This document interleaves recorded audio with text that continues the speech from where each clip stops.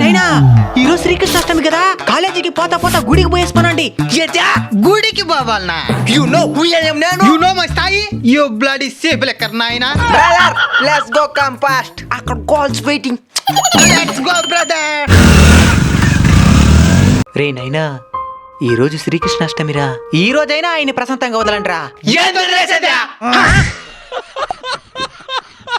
అమ్మాయిలే ఆనందానికి కారణం అనుకున్నా, కానీ బాధ కూడా ఓలే కారణం అని తెలిసిపోయింది సామి.